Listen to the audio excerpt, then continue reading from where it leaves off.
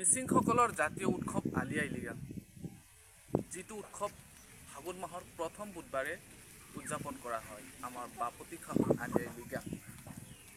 এইফালে খুব ধুনীয়াকৈ ডেক'ৰেশ্যন কৰা হৈছে। হেপী আলি আই লৃগাং, খুব ধুনীয়া লাগিছে, খুব ভাল লাগিছে। আৰু এইফালে আছে আই লভ মিৰি। আহা আপোনালোকক মই দেখাই দি আছোঁ।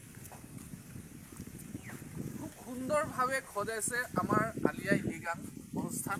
অহা কাইলৈ সাংস্কৃতিক সন্ধিয়াৰ কতে আৰু আৰম্ভ কৰা হ'ব। গুমৰাগ চমান নৃত্যখিনি আপোনালোকে দেখিবলৈ পাব। আৰু এতিয়া সদ্যহতে আপোনালোকক মই দেখাবলৈ চেষ্টা কৰি আছোঁ। চব খুব ধুনীয়াকৈ এইফালে কালাৰফুল কালাৰ পেপাৰ লগাইছে। আৰু চাওক, মানে নিজকে মই নিজৰ জাতি মিচিং জাতিটোৰ গৌৰৱ অনুভৱ কৰোঁ। আই লভ মেৰি, আই লভ মেৰি। খুব ধুনীয়া, খুব ভালকৈ ডেক'ৰেশ্যন কৰা হৈছে। আৰু বহুত ডেক'ৰেশ্যন বাকী আছে। এইফালে হ'ব ষ্টেজ আছে, ইয়াত সাংস্কৃতিক সন্ধিয়াৰ সৈতে আপোনালোকৰ অনুষ্ঠানটো আৰম্ভ কৰা হ'ব। তাৰপিছত খেল প্ৰতিযোগিতা ৰাখিছোঁ আলি আই লৃগাং।